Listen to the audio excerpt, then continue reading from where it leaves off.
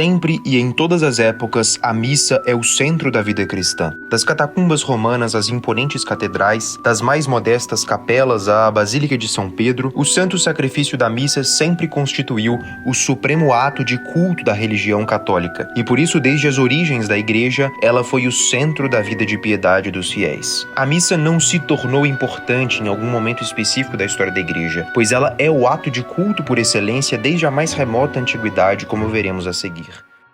No vídeo de hoje, após revisarmos o que a Santa Igreja ensina a respeito da missa, veremos brevemente como surgiram os diferentes ritos litúrgicos e analisaremos como era a missa segundo o rito romano na Igreja do tempo das grandes perseguições, onde os cristãos rezavam antes de poderem construir igrejas, qual era o idioma litúrgico, quais eram as partes da missa que remontam aos primórdios da Igreja e qual a origem de orações que são conservadas ainda hoje na forma tradicional do rito romano. Mas antes de entrarmos nesses temas, é preciso fazer um parêntese para não corrermos o risco de corroborar um erro moderno, o arqueologismo litúrgico. Afinal, desde meados do século passado, houve quem sustentasse que a Igreja deveria de algum modo retornar às suas origens, supostamente por ter sido mais pura nos tempos antigos do que nos séculos posteriores. Expoentes da Nouvelle Théologie, a nova teologia em voga na década de 1950, defenderam esta posição que implicitamente nega a ação do Espírito Santo dirigindo a Igreja ao longo dos séculos. Este erro foi condenado pelo Papa Pio XII. Entretanto, embora não faça o menor sentido querer retornar às práticas litúrgicas da Igreja Antiga, é bom conhecê-las. Pio XII diz, abre aspas, é certamente coisa sábia e muito louvável retornar com a inteligência e com a alma às fontes da Sagrada Liturgia, porque o seu estudo, reportando-se às origens, auxilia não pouco a compreender o significado das festas e a penetrar com maior profundidade e agudeza os sentidos das cerimônias. Portanto, sem cairmos na tentação de imaginar que a liturgia deve, de algum modo, retornar ao estado embrionário em que se encontrava na Igreja Antiga, vamos estudá-la agora. A missa é a renovação incruenta do sacrifício da paixão de nosso Senhor Jesus Cristo. A seu respeito, escreveu com muita propriedade o cônego Hilário Vitem da Ordem Premonstratense. Abre aspas, o ato mais elevado e mais augusto pelo qual Deus, como Criador e Soberano, pode ser honrado é o santo sacrifício da missa. Nele o celebrante é o sumo pontífice e o sacrifício é de infinito valor, porque o próprio Cristo é sacrificado a Deus como vítima incruenta. A Santa Missa é o coração e a alma do culto católico. Ela é o sol do qual todas as ações sacramentais da Igreja recebem, assim como as plantas, luz e calor. A Santa Missa é, como diz o Dr. G, um sol nascente com raios puros e brancos que quebram-se 7 colores nos sacramentos, formando o arco-íris que liga a riqueza do céu contra a pobreza da terra. Fecha aspas. O mesmo sacerdote explica a importância da missa do seguinte modo. Missa, porém, em sentido formal, é aquela ação pela qual e na qual se consagra e oferece o corpo e sangue de nosso Senhor Jesus Cristo debaixo das espécies de pão e vinho. Tomada materialmente, missa é o verdadeiro sacrifício incruento de Cristo Senhor nosso, que se oferece a Deus, por legítimo ministro e com certas e determinadas cerimônias, pelos vivos e defuntos, com que o material essencial da missa é o corpo e o sangue de Jesus Cristo consagrado a Deus pela Igreja militante e padecente. Na Santa Missa opera-se o maior de todos os sacramentos da Igreja, a Eucaristia. Por meio das orações consecratórias do sacerdote, a substância do pão e do vinho dão lugar à substância de Jesus Cristo, com todo o seu corpo, sangue, alma e divindade, realmente presente debaixo das aparências de pão e vinho, ainda que em apenas um fragmento da hóstia ou uma gota do cálice. Mas era isso que os antigos cristãos acreditavam? Não seria a Eucaristia um mero símbolo, uma fração do pão cuja razão de ser é congregar a comunidade cristã numa ceia para relembrarmos tudo que foi feito por nós pelo Senhor Jesus? É isso que sustentam erroneamente os protestantes que se põem a fazer o livre exame e a crítica das obras dos padres da Igreja. Entretanto, o que dizem realmente os padres da Igreja sobre a Eucaristia? Em sua carta aos Esmirnotas, por volta do ano 106, Santo Inácio de Antioquia escreve: A Eucaristia é a carne de nosso Salvador Jesus Cristo, a carne que sofreu pelos nossos pecados, a carne que na sua bondade o Pai ressuscitou. E na primeira apologia de São Justino, apologia da fé católica endereçada ao imperador Antonino Pio, ao Senado e ao povo de Roma, escrita por volta do ano 150, este santo se exprime de modo ainda mais claro, abre aspas, este alimento se chama entre nós Eucaristia, da qual ninguém pode participar, a não ser que creia serem verdadeiros os nossos ensinamentos, e se lavou no banho que traz a remissão dos pecados e a regeneração, e vive conforme o que Cristo nos ensinou. De fato, não tomamos essas coisas como pão comum ou bebida ordinária, mas da maneira como Jesus Cristo, nosso Salvador, feito carne por força do Verbo de Deus, teve carne e sangue por nossa salvação. Assim nos ensinou que, por virtude da oração ao Verbo que procede de Deus, alimento com o qual, por transformação, se nutrem o nosso sangue e a nossa carne, é a carne e o sangue daquele mesmo Jesus encarnado. Foi isso que os apóstolos, nas memórias por eles escritas, que se chamam Evangelhos, nos transmitiram, que assim foi mandado a eles, quando Jesus, tomando o pão e dando graças, disse: "Fazei isto em memória de mim.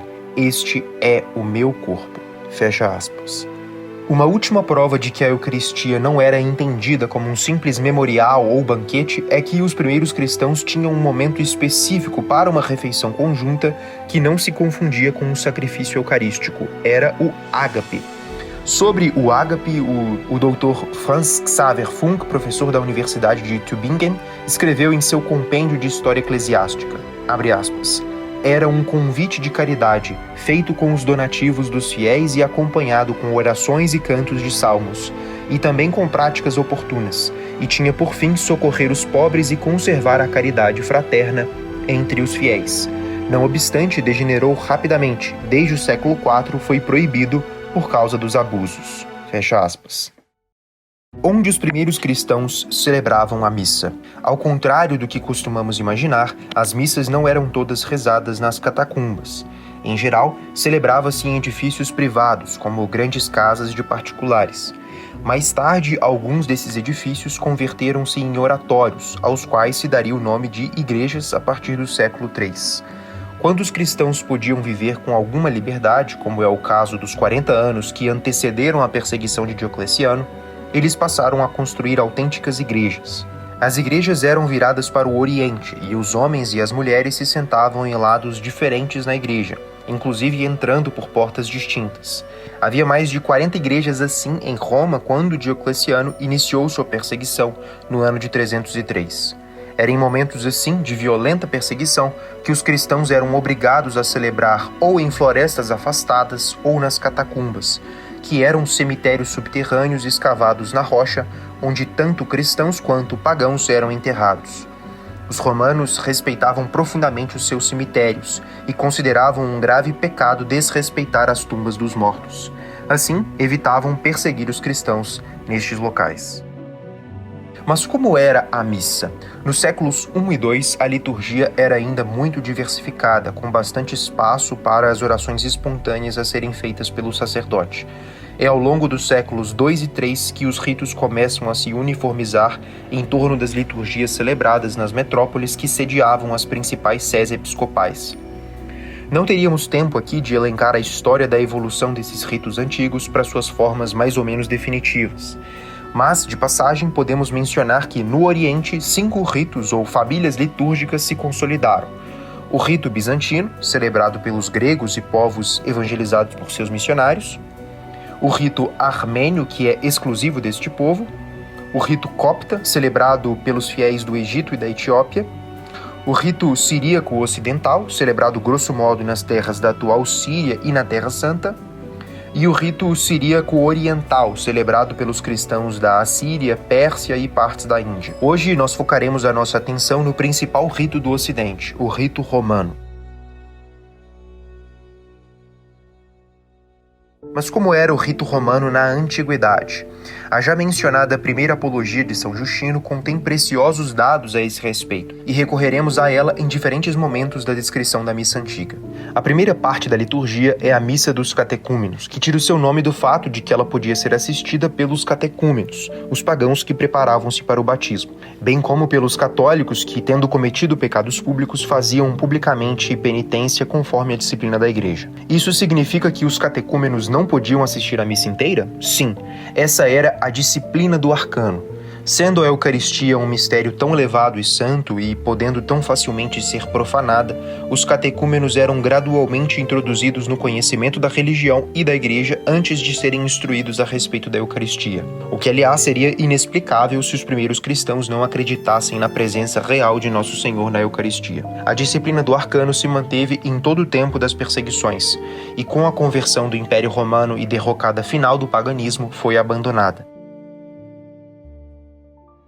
Antes de continuarmos, façamos um breve parêntese. A partir daqui, mencionaremos várias datas referentes a este ou aquele elemento litúrgico. Essas datas não dizem respeito ao momento em que esse elemento foi inserido na liturgia, e sim à primeira vez em que ele foi registrado. Os registros só aconteciam após aquele costume litúrgico ser seguido em ampla escala há bastante tempo, o que significa que sua origem é bem anterior à data mencionada aqui. E em qual idioma a missa romana era rezada? Nos primeiros séculos era em grego. Foi nesse idioma que foram escritos os evangelhos, os Atos dos Apóstolos e as epístolas de São Pedro e de São Paulo. Mas a partir do terceiro século, ele é gradualmente substituído pelo latim, que se tornaria a língua oficial da Santa Igreja, o que é especialmente conveniente para um idioma que, não sendo mais falado por nenhum povo, não está sujeito às constantes mudanças e reformas dos idiomas comuns. Mas há uma oração entoada no início da liturgia, logo após uma prece inicial pelo povo, que permaneceu no rito romano em grego, atestando a sua antiquíssima origem.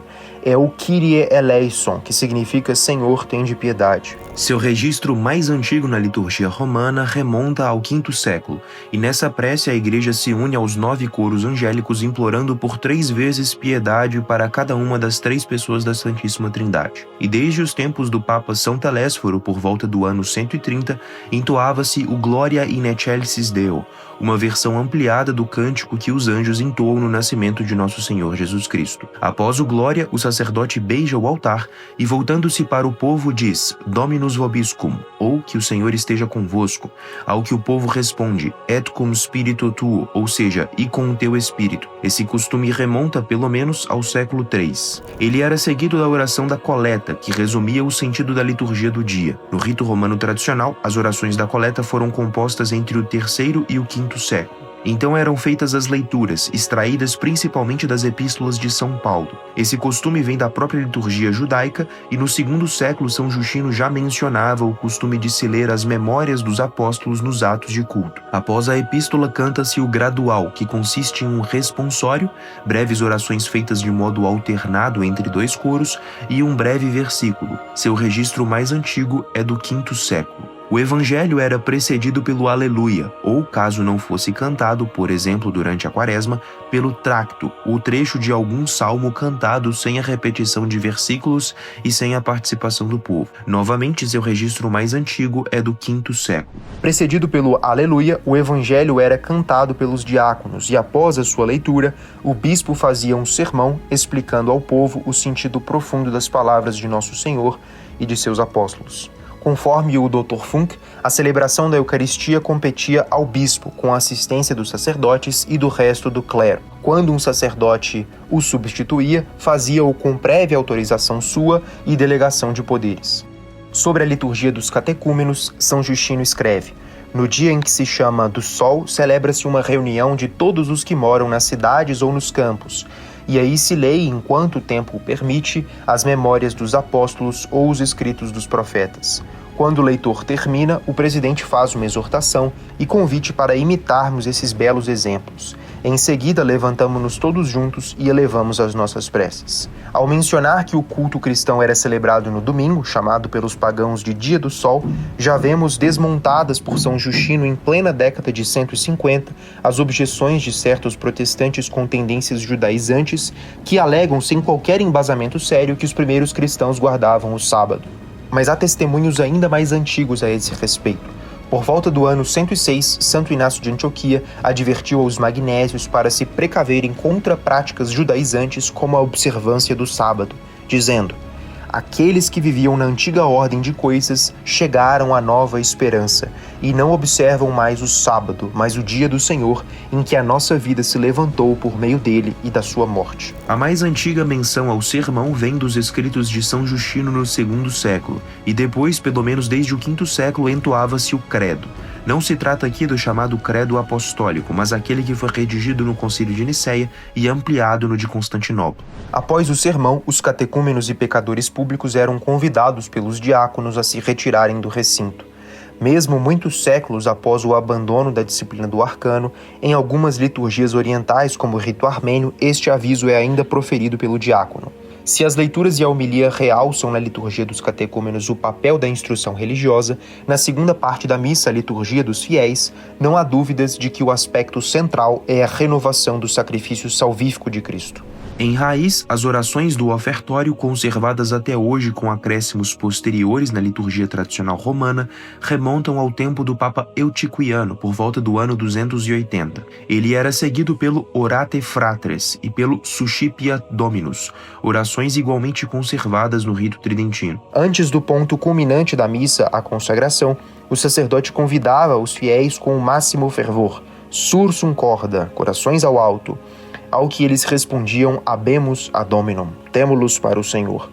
O sacerdote dizia, gracias hagamos Domino Deo nostro, demos graças ao Senhor nosso Deus.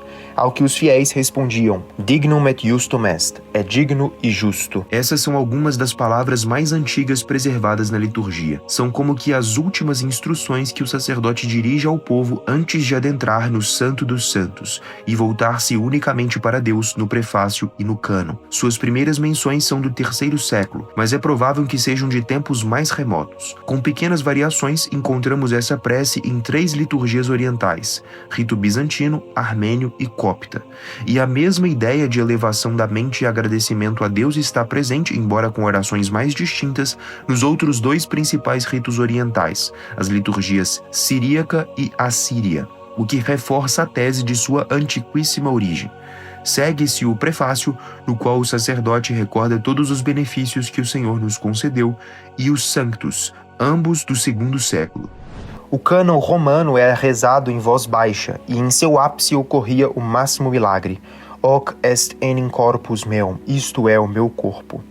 Hic est enim calix sanguinis mei, este é o cálice do meu sangue. O cânon começa com a oração Te Igitur. Sua redação remonta ao quinto século, mas a prece é mais antiga. Nela, o sacerdote reza por toda a Igreja Católica, pelo Papa, bispos e por todos os fiéis de reta doutrina. Com o passar dos séculos, os copistas começaram a desenhar a cruz de Cristo na letra T que inicia essa oração, cobrindo uma página inteira do missal com ela. Segue-se o memento, cujo registro mais remoto é também do quinto século. Há 2 mementos na liturgia. O primeiro, antes da consagração, é pelos vivos, e o segundo, após ela, pelos mortos. Em seguida, a oração Comunicantes, cuja redação remonta ao quinto século. Nele recorre-se à memória da Virgem Maria, dos apóstolos e de importantes mártires da Igreja Romana. Após a oração, o sacerdote mantém as mãos estendidas sobre as ofertas e roga a Deus que as aceite, rezando o Anc Igitur, também do quinto século. Por fim, antes da consagração, reza-se o Quam Oblationem, cujo primeiro registro é do quarto século, momento em que começa a grande oração que chega ao seu ápice com a consagração do pão e do vinho, que remontam naturalmente ao primeiro século. Deus faz-se ali presente. O sacrifício renova-se mais uma vez. Seguem-se preces que integram o cânon pelo menos desde o quarto século, como Unde et Memores, Supraque Propicio e Supplices Te Rogamus. Então reza-se o memento dos mortos, cuja origem é imemorial e cuja redação se cristalizou no quinto século, bem como o Nobis Quoque Peccatoribus. A prece Perquem ec omnia, que encerra o cânon, está ali pelo menos desde o século III. Após o cânon, pelo menos desde o terceiro século, reza-se a oração dominical, e após ela, o Libera nos Quesumus. Os fiéis trocavam entre si o beijo da paz e em seguida comungavam. O mais antigo registro do rito da comunhão dos fiéis, tal qual foi preservada no missal de São Pio V, remonta ao quarto século. A missa se encerrava com a oração do bispo sobre o povo e com as tradicionais palavras Ite missa est. São Justino apresenta a liturgia dos fiéis e em seu relato vemos uma breve menção ao oferecimento de água junto do pão e do vinho. Na liturgia, uma pequena quantidade de água é acrescentada ao vinho que será consagrado. Esse é um gesto rico de significados simbólicos. A pouca água representa a correspondência dos fiéis ao sacrifício redentor de Cristo, simbolizado no vinho. Diz São Justino, abre aspas, em seguida levantamo-nos todos juntos e elevamos as nossas preces. Depois de terminadas, como já dissemos, oferece-se pão, vinho e água, e o presidente, conforme as suas forças, faz igualmente subir a Deus as suas preces e ações de graças, e todo o povo exclama dizendo Amém. Vem depois a distribuição e a participação feita a cada um dos alimentos consagrados pela ação de graças e seu envio aos ausentes pelos diáconos. Celebramos essa reunião geral no dia do sol porque foi o primeiro dia em que Deus, transformando as trevas e a matéria, fez o mundo, e também o dia em que Jesus Cristo, nosso Salvador, ressuscitou dos mortos. Fecha aspas. Em dias solenes, recebia-se a Eucaristia sob as duas espécies, costume mantido pelos orientais. Entretanto, a comunhão apenas sob a espécie do pão não era rara, pois se sabia que Jesus Cristo estava inteiramente presente em cada uma das duas espécies. Considerava-se uma grande infelicidade ser privado da Eucaristia por conta de pecado, mas os primeiros cristãos também sabiam que muitíssimo pior seria comungar em estado de pecado mortal. Pois, como escreveu o apóstolo, aquele que come e bebe indignamente, come e bebe para si a condenação. Em sentido contrário, a participação da Eucaristia era o maior privilégio dos cristãos que viviam na comunhão da Igreja. Encontravam na Eucaristia a maior das alegrias, um antegosto da felicidade celeste, um sinal da imortalidade. Hoje vimos, ainda que muito sucintamente, como era a missa na igreja no tempo das catacumbas, e como encontramos nos primeiros séculos do catolicismo uma série de orações que até hoje são entoadas na celebração do rito romano tradicional, chamado tridentino. O rito romano se expandiu pela Europa Ocidental durante a Idade Média, gradualmente substituindo outros ritos ocidentais, embora assimilando várias orações de cada um deles, sobretudo do rito galicano. A liturgia romana atingiu a sua forma definitiva no século XIII, até que foi normatizado por São Pio V em 1570, na reforma da Igreja iniciada pelo Concílio de Trento. Por isso, essa missa passou a ser conhecida como tridentina. Na descrição do vídeo mencionaremos as fontes consultadas em nossa pesquisa. Se você quer aprender mais sobre a história da Igreja, saiba que em nosso curso de História Universal da Igreja temos 42 aulas com 1h30 em média cada uma apenas sobre a Igreja nos tempos antigos. Essas 42 aulas compõem o primeiro módulo do nosso curso, que já tem mais de 155 aulas no ar. Nosso curso abarca tanto o desenvolvimento interno quanto externo da Igreja. O desenvolvimento externo é a pregação do Evangelho nas diferentes nações, a conversão de reinos inteiros à fé católica e a edificação da civilização inspirada pela Igreja, que foi a cristandade medieval. Já o desenvolvimento interno é, como exemplo, o que vimos neste vídeo, como a liturgia, a disciplina eclesiástica, a teologia, dentre outros aspectos da vida católica, desenvolveram-se através dos séculos. Em nossa escola você terá acesso à mais completa formação existente em língua portuguesa sobre a história da Igreja e contará com o apoio de uma equipe pedagógica, além de monitorias mensais com o professor Lucas Lancaster para tirar o maior proveito possível das aulas. Faça sua matrícula e torne-se nosso aluno. Clique no link na tela final ou na descrição e matricule-se já. Esperamos você!